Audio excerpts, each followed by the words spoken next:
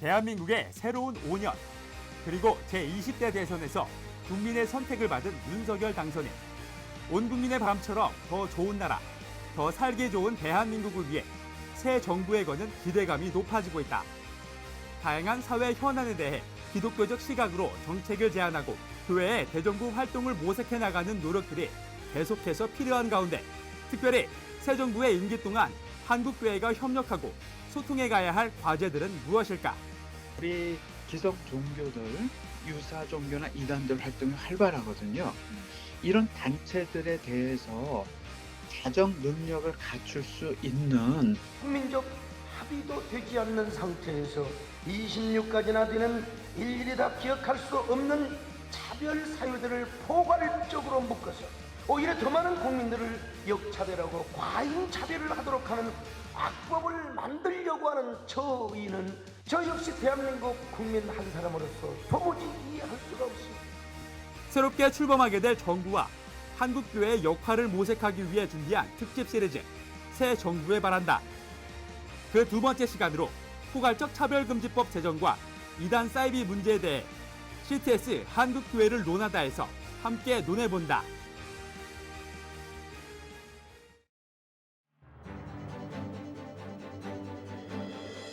안녕하십니까. 한국교회를 논하다 진행을 맡은 박찬호 교수입니다. 대한민국의 새로운 5년을 책임질 20대 대통령으로 윤석열 당선인이 국민의 선택을 받았습니다.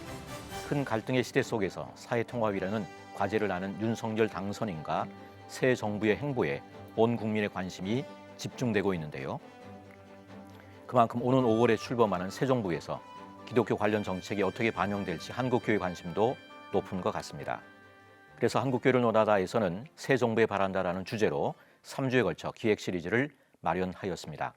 지난주에 이어 그 두 번째 시간으로 포괄적 차별금지법과 이단 사입에 대한 주제를 중심으로 한국교회가 해야 할 역할이 무엇인지 함께 들여다보고자 합니다. 오늘 함께 해주실 출연자들을 소개하겠습니다. 법무법인 INS 대표이신 조영길 변호사님 나오셨습니다. 네, 안녕하세요. 반갑습니다. 예장 합신 이단 사이비 대책위원회 위원이신 김성한 목사님 나오셨습니다. 안녕하십니까. 반갑습니다. 마지막으로 한국기독교 공공정책협의회 사무총장이신 김철영 목사님 나오셨습니다. 네, 안녕하세요. 반갑습니다. 큰 갈등의 시대 속에서 사회통합이라는 과제를 아는 윤석열 당선인과 새 정부의 행보에 온 국민의 관심이 집중되고 있는 것 같습니다. 지난주인 제20대 대통령 선거 후 한국교회 주요 연합기관에서는 성명과 논평을 발표하였는데요. 어떤 내용들을 담고 있는지 김철영 목사님께서 한번 소개해 주시면서 이야기를 시작하면 좋겠습니다. 먼저 보수 연합기관인 한국교회 총연합은 승리에 오만하지 않고 겸손하게 약자와 장애인 등 다양한 계층과 전문가의 목소리를 경청하는 지도자가 되기를 바란다고 윤 당선인께 말씀을 전했고요. 국민의 마음을 편안하게 하고 다음 세대가 희망을 품고 도약하는 더욱 부강한 나라를 이제 만들어줄 것을 당부했습니다.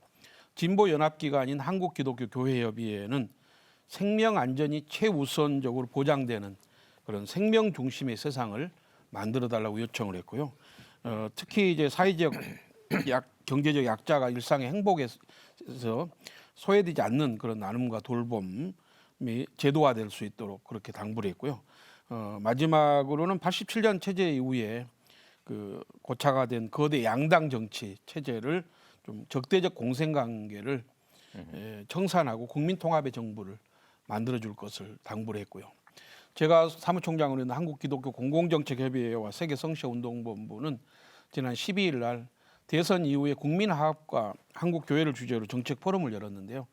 거기에서 이제 발제가 되고 토론된 내용을 담아서 입장문을 발표했는데 그 중에 하나는 국회 안에 화해위원회를 구성해 줄 것을 당부했고, 화해위원회. 그렇습니다. 또 하나는 이제 윤석열 당선인이 그 가족이 받은 상처들이 많기 때문에 그게 분노로 표출될 수 있다는 우려 속에서 임기를 시작하기 전에 일정 시간 치유의 시간을 좀 가질 것을 당부도 했고요. 또 하나 이번 선거에서 나타난 지역주의, 양극화 문제 이런 부분들을 극복하는 데 주력해 달라고 요청을 했습니다. 예, 한국교회를 논하다 기획 시리즈 새 정부에 바란다. 오늘 그 두 번째 시간으로 기독교계에서 가장 많은 관심을 갖고 있는 포괄적 차별금지법과 이단 사이비 문제를 중심으로 한국교회가 차기 정부와 소통해야 될 노력들에 대해서 이야기를 나눠보도록 하겠습니다. 먼저 포괄적 차별금지법인 평등법이 가지고 있는 내용에 대해서 조용길 변호사님께서 한번 말씀해 주시면 감사하겠습니다. 차별금지법, 평등법을 지지하는 사람들은 그 겉모습 때문에 지지합니다. 겉모습과 속모습이 다른데요. 겉모습은 20개가 넘는 포괄적인 사유들을 들어서 사람을 좀 차별하지 마라. 그리고 차별하면 법적으로 금지시켜서 평등한 세상 만든다. 그거 자체는 굉장히 좋게 들립니다. 그렇게 이제 좋게 들리죠. 그런데 그 실제 목적은 20개가 넘는 차별금지 사유 중에 3가지가 문제됩니다. 하나는 동성애를 의미하는 성적 지향, 그리고 성전환을 의미하는 제3의 성이라든지 젠더 정체성, 그리고 반성경적인 이단과 종교들을 의미하는 이제 종교. 요 3가지의 부정관념 표시에서 정신적 고통 금지가 차별로 들어가기 때문에 실제로 어떤 효과가 있냐면 동성애, 성전환, 반성경적 이단 이런 부분에 대한 복음적인 성경적 가치관 표현 행위가 차별로 몰립니다. 그리고 법적인 제재로서 총동원합니다. 무제한의 민사소송과 행정제재, 그리고 제보자 불이익에 대한 형사까지. 그러니까 총동원해서 반성경적인 가치관을 에 대한 반대를 우리 신앙을 또 양심을 또 학문적인 언론을 이 자유를 박탈하는 대단히 무서운 심각한 내용이 들어있다. 이게 속모습입니다. 이 속모습을 정확하게 알아야 차별금지법을 우리가 왜 반대하는지를 우리가 정확하게 알 수 있다. 이 정도 말씀드릴 수 있습니다. 김성환 목사님께서도 한번 나눠주시죠. 얼마 전에 독일에서 이런 일이 있었습니다. 소년 합창단이 있는데 이게 남성들로만 구성된 소년 합창단에 9살 소녀가 자기가 여기 가입을 하겠다고 오디션 신청을 한 겁니다. 그러니까 당연히 오디션에서 거절당했어요. 그러자 이 9살 소녀가 자기가 뭐 젠더, 차별 이런 이유로 소송을 제기를 한 겁니다. 그러니까 이 9살짜리 소녀가 뭘 알고 이런 소송을 했겠습니까? 이게 뒤에서 다 부추기는 사람들이 있는 거죠. 지금 이상민 의원이 발의한 평등법안에 보면은 이런 소송을 국가가 나서서 지원할 수 있는 이런 독소 조항이 있습니다.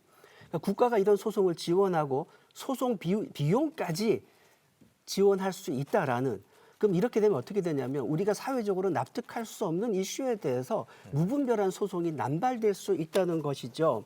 그러니까 더 무서운 거는 뭐냐면 이게 집단 배상 소송으로 이어질 수 있다는 겁니다. 지금 이상민 의원이 발의한 이 평등법안에 보면은 뭐 예를 들어서 말이죠. 어떤 목사님이 동성애에 대해서 설교를 했는데 그게 동성애자들이 느끼기에 불쾌했다. 내가 상처를 받았다. 그래서 집단 손해배상 소송을 할 수가 있습니다. 그러니까 1인당 최하 500만 원이고 이게 뭐 10,000명, 2만 명이 집단으로 소송을 할 경우에 그 느낀 사람들 모아서 소송을 그렇죠. 하는 집단 거예요? 소송을 하게 되면 뭐 수백억, 수천억 원을 배상해야 되는 일이 벌어지는데 이거는 개인이나 교회가 감당할 수가 없는 금액이고 결국 파산할 수밖에 없는 이런 좀 무서운 일들이 벌어질 수 있는 겁니다. 그리고 제가 하나 더 말씀드리는데 이게 최근에 우리나라에서 있었던 일입니다. 여자 목욕탕에 남성 성기를 가진 사람이 남자가 여자 목욕탕에 들어와서 한 20분을 목욕을 했습니다. 여자 손님들이 난리가 났겠죠. 그래서 경찰에 신고를 했어요. 그랬는데 경찰에서 이 사람을 처벌하지 않고 기소유예로 처벌하지 않았습니다. 지금 우리나라가 여기까지 온 겁니다. 그런데 지금 평등법이 아직 제정되지 않은 상태에서도 이런데 평등법이 제정된 미국에서는 어떤 일이 벌어졌냐면 지금 이 남자가 이거 누가 봐도 남자예요. 누가 봐도 남자예요. 근데 이 남자가 나 여자다 그러고 여자 목욕탕에 들어간 겁니다. 이 남자가.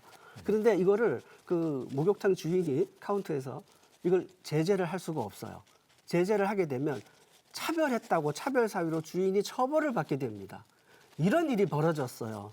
그러니까 이 평등법이 제정이 되게 되면은 여자들이 여자와 어린아이들이 가장 많은 피해를 당하게 됩니다. 제가 하나만 더 말씀드릴게요. 최근에 난데없이 신천지가 자기들이 혐오와 차별을 당하고 있다고 피해자 코스프레를 하고 나섰습니다. 이게 최근에 이제 언론에 발표된 내용인데요. 기성교단에서 신천지를 이단으로 규정한 것은 소수에 대한 차별과 혐오다.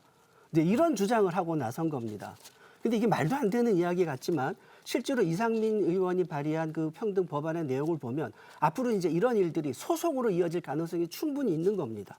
그래서 이제 기성교회가 이단에 대해서도 정당한 교리적 비판도 할 수 없게 되는 이런 상황이 벌어지게 되고 이렇게 되면 한국 교회와 국민들은 이단의 위험에 대해서 무방비로 노출이 되는 굉장히 위험한 상황에 처하게 됩니다. 이 평등법은 정말 위험한 법안이기 때문에 반드시 막아야 합니다. 아까 말씀하셨던 26가지 중에 실제로는 이제 동성애와 성전환 그리고 이단에 대한 이런 것들 차별 못하게 하는 독소 조항이 존재한다는 그렇죠. 말씀이에요. 그게 이제 핵심적인 차별 사유고 그 나머지는 들러리인데요. 이 부분을 금지시켰을 때 아까 말씀드린 것처럼 부정관념 표시를 전부 그러니까 부정관념 표시라는 게 정당한 비판이요. 정당한 위험성 경고를 다 차별로 봅니다. 그러니까 어떻게 되는가. 동성애의 해악인 에이즈도 얘기 못하니 동성애가 괜찮은 줄 알고 확산되죠. 그다음에 성전환에 반대도 못하니 지금 뭐 나는 성전환 됐다고 주장하는 육체적 남성이 여성 전용 공간인 목욕탕, 탈의실 뭐 이런 데 마구 돌아다녀서 여성의 안전권과 스포츠의 공정성을 마구 훼손해도 막을 길이 없고 특히 이제 교회 입장에서는 우리 신앙적 가치관을 지키는 사람들이 교회 리더가 돼야 되는데 신학교 목회자들에게 동성애자, 성전환자, 이단, 뭐 이슬람, 반성경 이런 사람들이 교회 지도자로 목사로 지원하거나 이렇게 했을 때 거절을 못해요. 그러니까 실제로는 교회 입장에서는 엄청난 신앙의 자유가 침해되고 사회에서는 아까 말씀드린 것처럼 해악을 경고 못하니까 국민들에게 이 해악, 해로운 행동들이 막 오염돼서 확산되는 것을 막지 못하는 피해 이런 부분들이 사실은 가장 우려스러운 부분이다. 정당한 미움, 정당한 반대, 정당한 경고가 다 금지된다. 혐오라는 차별이라는 의미하에 이러면 정말 무서운 세상이 오는 것입니다. 우리의 의견 자체를 그렇습니다. 얘기를 못하게 막는 그렇습니다. 그런 내용이네요. 김철영 목사님 네. 한번 나눠주시죠. 두 분이 잘 말씀을 해주셨는데요. 동성애를 반대하는 신념을 가진 대다수의 사람들이 동성애에 대해서 반대하거나 문제를 제기할 때 그 사람들을 대상으로 동성애를 옹호하는 사람들이 뭐 손해배상이라든가 또 징계라든가 이런 다양한 제재를 이제 가할 수가 있고요. 차별금지법을 근거로 해서 더구나 이제 양심과 신앙의 자유, 종교의 자유를 제한받게 되는 거예요. 특히 이제 신학교 같은 데는 분명한 신학적 교리를 동의한 사람들 뽑게 되는데 이 차별금지법이 통과됐을 경우에는 이제 이단 사이비 신봉자라든가 또 동성애자라든가 트랜스젠더라든가 한국 교회가 신앙적으로 받아들일 수 없는 사람들이 입학을 하려고 하는 것을 허용해야 되는 그런 상황을 맞게 되고요. 또 교회 안에서도 설교라든가 강의 속에서 제재를 받을 수밖에 없는 그런 여러 우려와 문제점들이 있는 것입니다. 예, 포괄적 차별금지법인 이 평등법에 대해서 한국교회와 시민들의 반발이 여전히 거세어지고 있을 뿐만 아니라 반대 입장을 제시하는 노력들이 계속해서 이어지고 있는데요. 자, 한국교회가 평등법을 반대하는 이유는 무엇이고 또 이를 위해서 어떤 활동을 하고 있는지 궁금한데 김성환 목사님께서 한번 나눠주시죠. 성경이 동성애를 죄라고 말하고 있는 건 너무나 명백한 사실입니다. 근데 제가 오늘 여러분들께 꼭 보여드리고 싶은 게 있는데 이게 꾸란입니다. 이슬람의 꾸란인데 여기 보면 롯 이야기가 나오고요. 소돔과 고모라가 심판을 받아 멸망을 당하게 된 이유가 동성애 죄악 때문이라고 꾸란에서도 이렇게 명백하게 이야기를 하고 있습니다. 지금 사실 지금 동성애에 대해서 동성애자들에 대해서 가장 가혹하게 처벌을 하고 있는 사회는 이슬람입니다. 최근에도 이슬람 사회에서 어느 마을에서 동성애자들을 색출을 해서 공개 처형을 하는 일까지 있었습니다. 최근에도. 그러니까 동성애자들에 대해서 가장 가혹하게 처벌을 하는 사회가 이슬람인데 근데 실제로 이 평등법이 제정된 나라의 사례를 보면 이슬람에 대해서는 시비를 안 걸어요. 거기는 시비를 안 걸어요. 그리고 꼭 기독교인들만 찾아가서 뭐 동성결혼 케이크를 만들어 달라.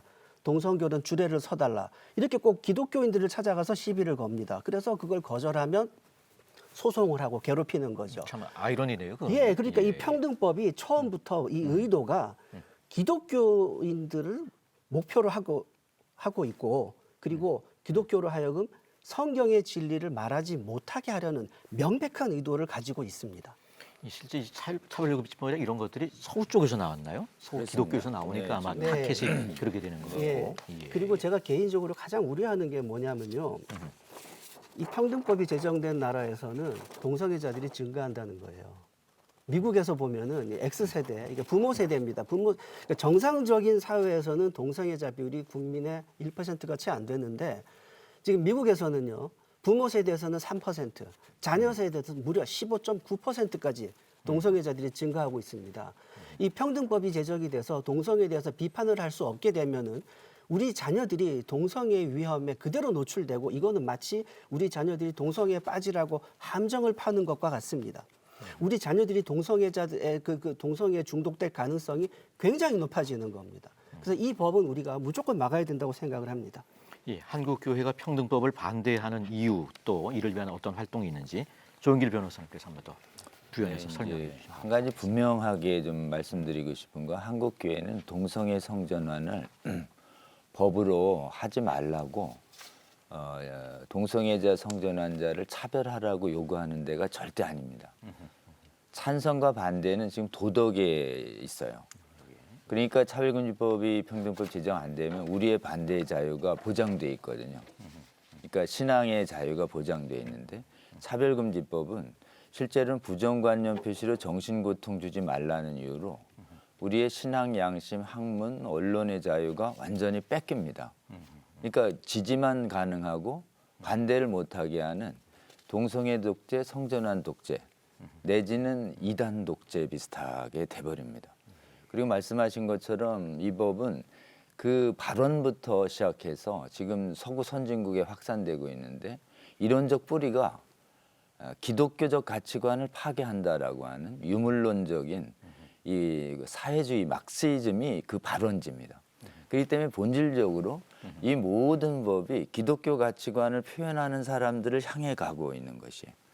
이것을 사실 우리 김 목사님 말씀하신 것처럼 정확히 알아야 되고 한국 교회는 이게 기독교 가치관을 표현 못하도록 하는 전도금지법이라는 실체를 정확히 알고 한 몸이 돼서 저항해야 합니다. 이 법을 막지 못하면 실제로는 말씀드린 것처럼 동성애 성전환 이단에 대한 진리를 일반인들도 교회도 못 듣기 때문에 수많은 사람들이 거짓에 미혹돼서 사실 영혼을 상실합니다. 그러니까 가장 심각한 피해는 구원받지 못해서 거짓말 때문에 전부 예수님이 경고하신 무서운 지옥불의 심판의 진노의 대상이 된다는 것이 사실 이 법의 가장 큰 피해다라고 할 수 있습니다. 그래서 이 땅에서도 자유도가 뺏기고 피해가 늘지만 아까 얘기한 것처럼 곧 이 땅에 육신을 벗을 때 무서운 하나님의 진노의 심판이 대상이 되는 사람들이 수없이 늘어가고 있는 것. 이것이 우리가 막아야 할 가장 기본적인 이유다라고 할 수 있습니다. 예. 무엇보다 새 정부에서 차별금지법에 대해 어떤 입장인지 궁금한데요. 윤석열 당선자의 차별금지법에 대한 공약이 어떠했는지 김철용 목사님께서 한번 전해주시면 감사하겠습니다. 한국기독교 공공정책협의회에서 기독교 10대 정책을 제안해 답변을 받았는데요. 윤석열 당선인은 그 차별과 불평등에 반대하고 또 성소수자의 인권도 존중하고 보호해야 한다는 기본적인 입장을 밝히면서 국가인권위원회법의 19가지의 차별금지 사유에 성적 지향이 포함되어 있다고 하는 것을 이제 언급을 했습니다. 그러면서 일부 정당에서 추진하는 포괄적 차별금지법이 이렇게 별도로 제정되는 것에 대해서 동성애 또 성소수자 보호로 이를 반대하는 사람들에 대해서 처벌하는 것은 반민주적이고 또 다른 차별을 야기한다고 하는 이 사실을 인식하고 있다라고 그렇게 밝혔고요. 그러면서 이제 국민의힘 기독인회가 포괄적 차별금지법 제정에 반대한다는 입장을 천명을 했습니다. 그래서 국민의힘이 이제 포괄적 차별금지법 제정을 포함해서 또 건강가정기본법, 낙태 문제 등에서 국민적 합의가 필요하다.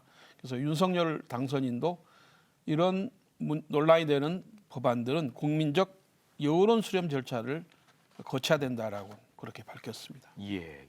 차별금지법 반대를 위해서 한국교회가 새로운 정부에게 요청하고 또 수정해야 될 부분들, 뭐 과제는 무엇이고 뭐 이런 표현이 가능한지는 모르겠습니다만 평등법이 바로 세워질 수 있도록 또 기독교계와 정계 또 사회적으로 어떠한 노력들이 필요한지 알려주시면 좋을 것 같은데요. 첫 번째 말씀드리고 싶은 건 이게 사회적 합의가 가능한 법이라고들 얘기하시는데 가치관 반대 가치관 표현을 막기 때문에 가치관이 어떻게 합의가 될 수 있습니까? 그러니까 사실은 본질적으로 합의가 불가능한 법이고 합의가 안 된다 하더라도 한쪽 편 들어서 다른 쪽을 침해하면 천부적인 양심, 신앙, 학문의 자유를 침해하기 때문에 이건 합의에서 박탈할 수 있는 권리가 아니에요. 그러니까 첫 번째 인식해야 될 게 아무리 합의한다 하더라도 복음의 진리를 뺏는 법이 제정돼서는 안 된다. 그것이 대중조작해서 전체주의적인 법을 만드는 나치하고 공산주의가 만드는 악법이기 때문에 그렇습니다. 이제 둘째는 새 정부가 지금 굉장히 차별금지법 실체를 좀 정확하게 인식하고 있는 것처럼 보이고요. 그러나 야당도 마찬가지입니다. 여야 국회의원 어느 누구도 이 법이 가지고 있는 천부적 인권 침해성을 인식을 해야 되고 이 법은 다수로도 뺏을 수 없는 진리 전포의 자유를 뺏는 법이기 때문에 어떤 경우에도 되면 안 된다라고 해서 여야 국회의원들 모두를 상대로 한 소통 행위가 필요하고 무엇보다도 아직 실체를 모르는 국민들이 너무 많고 또 성도들도 많습니다. 우리가 지금 새 정부에서는 추진 안 한다 그러기 때문에 약간의 시간적 여유가 있는데 전혀 방심하지 말고 앞으로의 시간 동안 계속해서 이 법이 가지고 있는 이 무서운 해악을 정확하게 경고를 해서 성도들과 국민들을 다 깨워내야 됩니다. 이 법에 속지 않도록. 특히 무엇보다도 이 법 통과되면 수많은 사람들이 하나님의 진노 대상이 돼서 영혼을 잃기 때문에 영혼을 반드시 살려야 된다라고 하는 선교적인 사명으로 이 법을 막는데 한국교회가 전혀 분열 없이 정치적 견해 초월해서 초당적으로 연합해서 끝까지 순교의 각오로 완전히 막아내서 다른 나라가 이 법에 의해서 아주 형편없이 고통받고 있거든요, 교회들이. 고통받는 다른 나라들도 끝내 도와주는 이런 선교사적 사명도 다해야 된다. 이게 한국교회에 주어진 중요한 미션이다. 시대적 미션이다라는 것을 인식했으면 좋겠습니다. 김성환 목사님. 네. 저는 이 말씀을 꼭 드리고 싶은데요.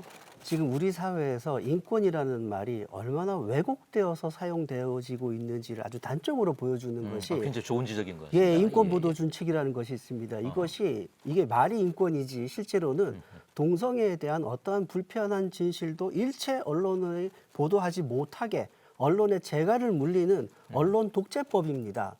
그러니까 이 언론 보도 준칙 때문에 국민들이 동성애에 대한 진실을 알 수 없게 되고 그런 상태에서 일방적인 여론이 형성될 수밖에 없고 그 피해는 고스란히 국민들이 당하게 되는 겁니다. 그래서 새 정부에 바라기를 가장 먼저 해야 될 일이 이 인권보도 준칙부터 빨리 폐지를 해야 된다고 생각을 합니다. 김철영 목사님. 이 차별금지법의 제정은 사실은 국회가 담당하는 거거든요. 그런 면에서는 이제 한국교회가 그동안 잘 해오셨듯이 여야 국회의원들을 상대로 해서 법안의 문제점을 잘 설명하고 또 설득하는 것이 필요한데요.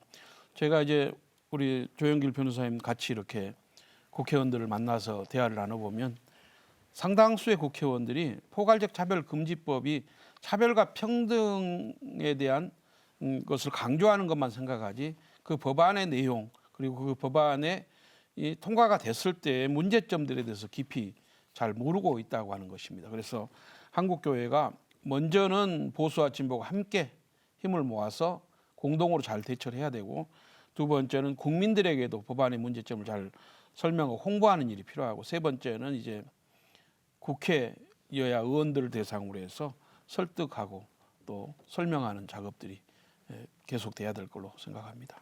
차별금지 좋은 거고 평등 좋은 건데 그 이면에 여러 가지 문제가 있는 그런 부분들인데 요 차별금지법 또 평등법 관련해서 또 얘기하실 부분이 있으면 한두 분 말씀하시고 다음 문제로 넘어가죠. 사실 이 차별금지법의 문제는 단순히 이제 사회적 폐학의 문제를 넘어서는 문제가 있습니다. 왜냐하면 하나님 나라에 못 들어가는 동성애든 가증한 음행과 창조 질서를 거역하는 무서운 폐악성을 가지고 있기 때문에 사실은 이럴 때 우리 예수님이 이 땅에 오셔서 십자가 지신 이유가 죄인 대신해서 지옥의 형벌을 대신 받으신 거고, 그래서 사람들 지옥 못 가게 하시려고 십자가 졌는데, 이 법이 이래 확산되면 정말 지옥행으로 갈 수밖에 없는 영혼들이 폭증하는 것이죠. 수많은 사람들이 더 그렇습니다. 죄짓게 만드는 그렇죠. 그렇기 때문에 사실은 육신의 삶이 곧 끝나는데 영원한 지옥불의 경고를 우리 예수님이 수없이 경고했거든요. 차별금지법을 정당화하는 논리는 유물론적 사고입니다. 이 땅이 전부다 라는 사고 때문에 이 땅에서 먹고 즐기자는 사고이거든요. 근데 우리 기독교의 핵심은 이 땅이 전부가 아니다. 곧 영원히 시작된다. 영원한 천국과 영원한 지옥 중에 이 땅이 결정하니까 거룩한 삶 살으라는 것이 핵심인데, 사실 그래서 우리 예수님의 복음선들 보면 지옥불에 대한 엄중한 경고가 굉장히 많습니다. 지옥불에 대한 심판에 대한 엄중한 경고가 믿어지기 시작하면 동성애를 다 끊습니다. 그러니까 사실은 우리 어디로 돌아가야 되냐면 사회적 피해도 얘기해야 되지만 예수님이 말씀하신 이 정확한 전도법, 곧 인생이 끝난다, 영원한 지옥이 시작되는데 그리스도의 보혈로 피해라.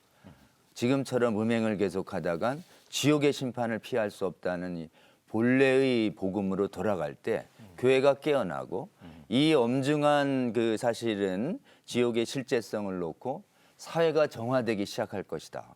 이렇게 생각합니다. 그래서 한국 교회가 돌아가야 할 것은 예수님의 본래 복음으로 돌아가서 죄를 엄중하게 경고하는, 타협 없는 그렇습니다. 복음의 메시지로 돌아가요. 그러한 메시지를 전하는 운동이 전 세계 교회에서 활발히 일어나면 이것은 반드시 복음에 의해서 씻어질 수 있다, 이렇게 믿고 있습니다. 예, 이번에는 이단 사이비 문제에 대해서 이야기해 볼까 합니다. 이단 사이비의 문제가 사회적 물의를 일으키는 경우를 종종 볼 수 있습니다. 특별히 코로나19로 신천지 등 한국교회가 이단으로 주목해왔던 단체들의 반사회적 활동이 드러나기도 했는데요. 이단 사이비 문제가 얼마나 심각한 상황인지 김성환 목사님께서 먼저 전해주시면 좋겠습니다. 예, 이게 어저께 뉴스입니다. 아, 저도 본 것 같습니다. 예, 어저께 뉴스예요. 예. 이 교주가 여신도를 성폭행을 하고 10년 복역을 하고 출소해서 전자발찌를 찬 상태에서 또 여신도를 성폭행하는 일이 벌어지는 겁니다. 그러니까 우리 사회가 지금 이 사이비 종교 피해에 대해서 얼마나 무방비인지를 단적으로 보여주는 사건인데, 또 뭐 심지어 뭐 교주가 신도들을 폭행을 해서 사망 사고에 이르기까지 하고, 그래서 그 교주는 지금 현재 복역 중이고요. 근데 이 사이비 종교들이 가장 두려워하는 것이 진실이 드러나는 겁니다. 그래서 이 뉴스가 나가자 또 이쪽에서는 뭐라 그러냐면, 이건 뭐 진실과 다르다 뭐 이런 식으로 덮기에 바쁜데, 어쨌든 이 사람들은 가장 두려워하는 것이 진실이 드러나는 겁니다. 근데 차별금지법은 진실이 드러나는 걸 막는 법입니다. 그래서 사이비 종교 피해가 더 증가할 수밖에 없는 상황이죠. 예, 이단 사이비 문제 혹시 조 변호사님 하신 말씀 있으신가요? 네, 지금 차별금지법은 이단 사이비 문제 대책하고 아주 밀접 관계가 있습니다. 왜냐하면은 예수님께서도 말세에는 거짓 그리스도, 거짓 교사들, 선지자들이 나와서 미혹시킬 것을 경고했기 때문에 실제로는 이 미혹으로부터 빼내는 것이 대단히 중요한 교회의 사역이죠.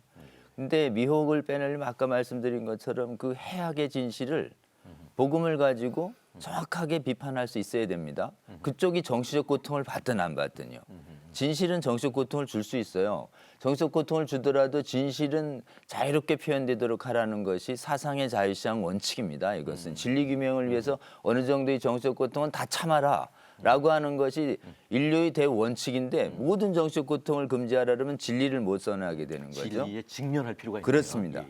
근데 이 차별금지법은 뭐냐? 이 정신고통 금지라는 이유에 진리를 말하지 말라는 거예요. 진실을 말하지 마라.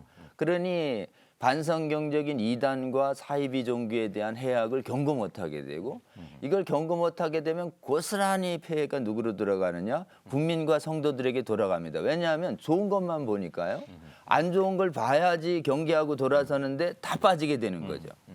그래서 사실은 이 한국 교회는 부지런히 우리 말씀처럼 거짓 종교와 거짓 이단으로부터 영혼이 죽는 걸 막기 위한 이단 사이비 대책 활동도 진력해야 합니다. 그것이 영혼 구원을 위한 가장 필요한 사역 중에 하나고 차별금지법이 이단 사이비 대책을 진실 규명을 막는 무서운 법이기 때문에 역시 막아야 한다라고 말씀드릴 수 있습니다.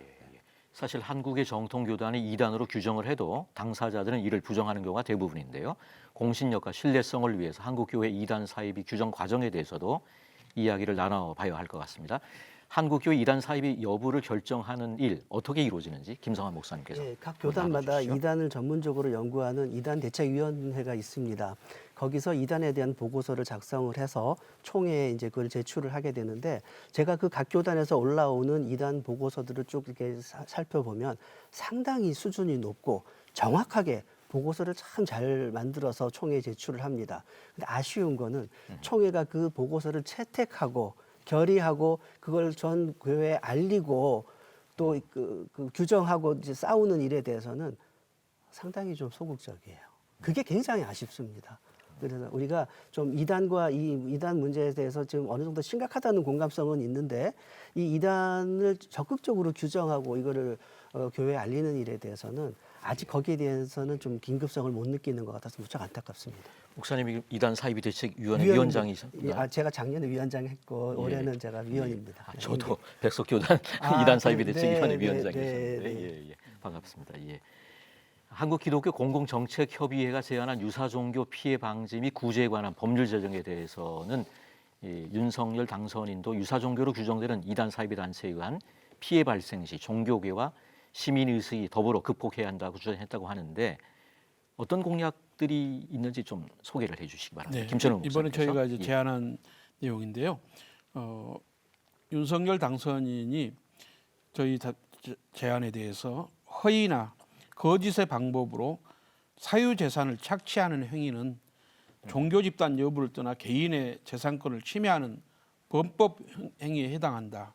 검사 출신이라서 역시 이렇게 법률적으로 잘 말씀을 하셨는데요. 착취된 개인의 재산을 되찾을 수 있도록 방안 마련에 국가가 나서야 된다. 기본적으로 그 입장에 동의한다고 말씀을 했어요. 그런데 다만 저희가 이제 주목할 것 중에 하나는 이단 사이비 문제에 있어서 정치인들은 이단이 무엇인지 일반인들 잘 모르거든요. 정부에 있는 분들도 그러다 보니까 항상 먼저 내세우는 건 종교자유를 내세우는 거죠.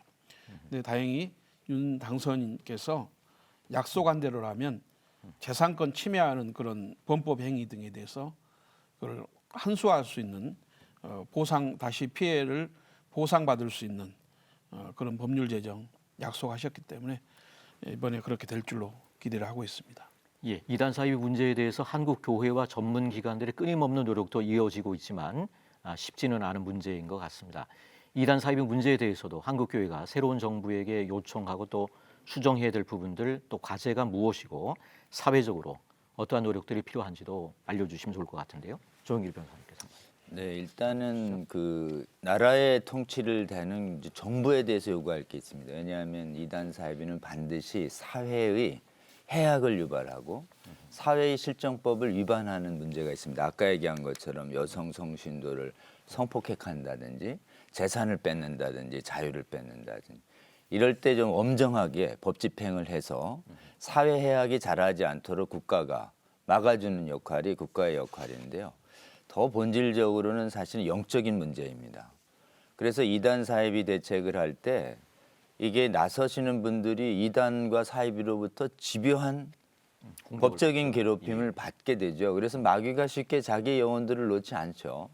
그래서 이단 사이비를 위해서 나서는 분들이야말로 굉장히 용기가 있는 분들인데 그분들이 받는 사회적인 이단의 저항으로부터 받는 수많은 공격으로부터 교단이 재정적으로 막아줘야 돼요. 그리고 이건 굉장히 영혼 구원을 위한 거룩한 전쟁입니다. 피하면 안 됩니다. 이 전쟁은 반드시 우리 하나님 나라에 우리가 하나님께 불려갈 때까지 계속해야 될 거룩한 전쟁이라는 생각을 좀 해야 되고요.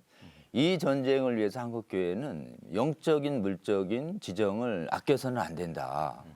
그리고 이 부분이야말로 사실은 우리가 주님을 위해서 고난받을 수 있는, 그래서 하늘에 큰 상급을 얻을 수 있는 기회인 거죠.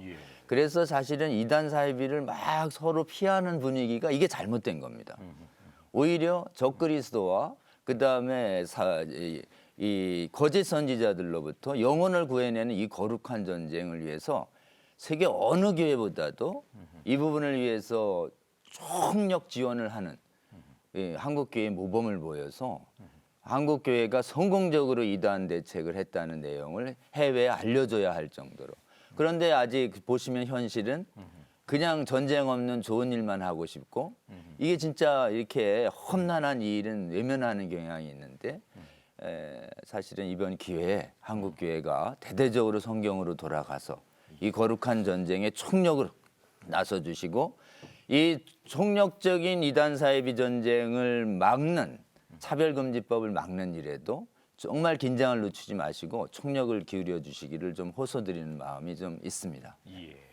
김철영 목사님. 예. 네, 저는 이제 한국 교회가 이단 사이비 문제에서만큼은 보수와 진보가 정말 하나로 뭉쳐서 기독교 가치를 지키고 성경적 가르침을 지키고 포도원을 허무는 여우와 같은 이단 사이비 집단에 우리 성도들이 미혹되지 않도록 그렇게 주의하고 경계하고 가르치고 교육해야 한다고 생각을 합니다. 특히 바른 신학, 바른 신앙, 또 그리스도의 몸된 교회를 지키고 보호하는 일은 정치 논리가 개입돼서는 안 된다고 하는 것입니다. 보수 신학자든 진보 신학자든 진보교회든 보수교회든 관계없이 모두가 이 이단 사이비 문제에 있어서는 단호한 입장 표명과 대처를 해야 된다고 생각을 합니다. 최근에 대선 끝나고 한국교회가 이단으로 규정한 집단에서 거리에 지금 포교 활동을 시작을 했어요. 또 거리에 현수막을 자기들이 붙여서 신부를 숨기던 사람. 그렇습니다. 신분을 숨기던 사람들이. 그래서 이런 흐름들이 있는데 다행히 지난 11일 날 대전지방법원 항소심에서 위장 포교로 인해서 종교 선택의 자유를 제한받았다고 하는 사람들이 소송을 해서요. 이겼습니다. 벌금 이자료 500만 원과 이자를 지불하도 굉장히 좋은 하나의 그 사례가 되고 그래서 법률적으로도 적극적으로 이 문제를 대처해야 한다고 생각합니다.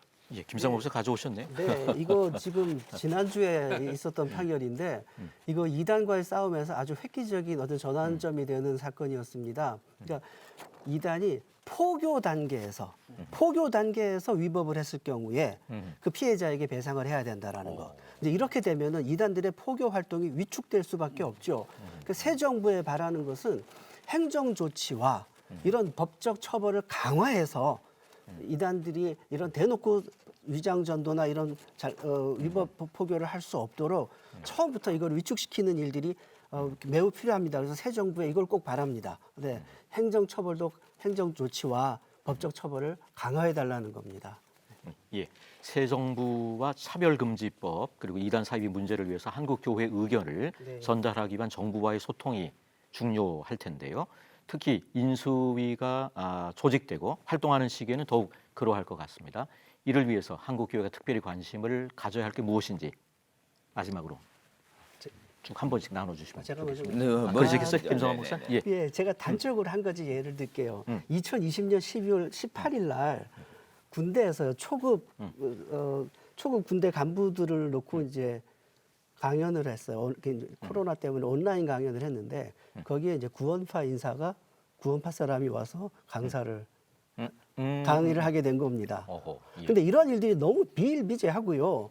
그러니까 뭐 공무원도 수백 명 모아놓고 뭐 거기서 인성 교육을 하는데 갑자기 난데없이 이단 뭐 이런 사람들이 와가지고 강의를 하고 있고. 근데 이 강의 제목이 뭐였냐면 군 생활과 마인드예요. 마인드. 그러니까 이 인성 교육 같은 거죠. 그러니까 이걸 이단 강사가 와가지고 강의를 했으니 어떻게 됐겠습니까? 그러니까 강사 선정 과정에서 검증이 제대로 이루어지지 않는다는 겁니다.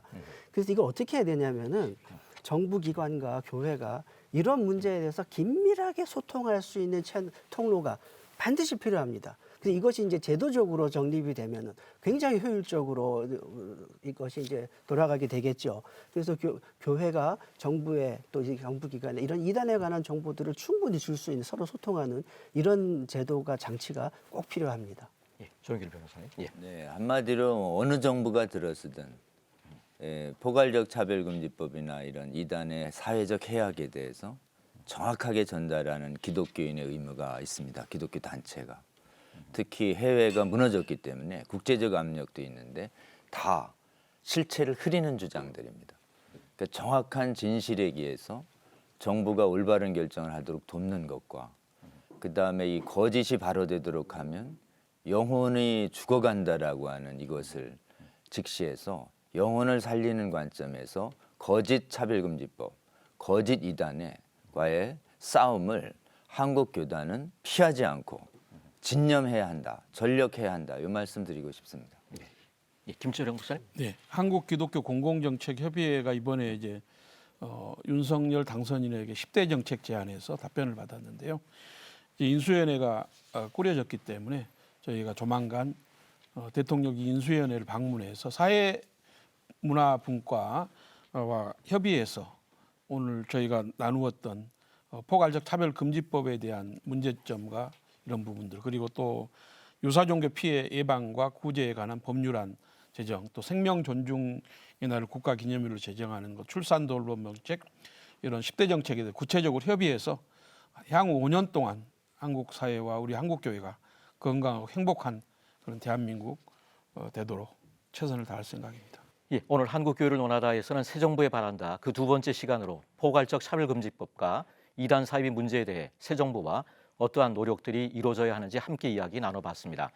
새 정부가 출범하는 만큼 이제는 집단적 이해관계와 진영 이데올로기에서 벗어나 국가와 민족을 위한 공적 가치를 구현하는 일에 한국교회가 더욱 앞장서야 할 때가 아닌가 싶습니다. 오늘 이야기 나눈 포괄적 차별금지법 제정 반대와 이단 사이비 등 한국교회 관련 현안에 대해 새 정부가 바른 국정 운영을 할 수 있도록 한국교회가 더욱 관심을 갖고 기도해야 하겠습니다. 다음 주 한국교회를 논하다에서는 새 정부에 바란다 특집 시리즈로 생명 존중에 대한 현안과 통일에 대한 주제로 함께 하겠습니다. 한국교회를 논하다 오늘 순서 여기서 마칩니다. 시청해 주신 여러분 고맙습니다.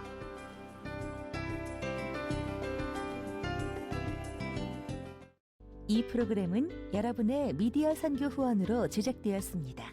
선교는 사명, 후원은 동역. 당신도 복음을 전할 수 있습니다.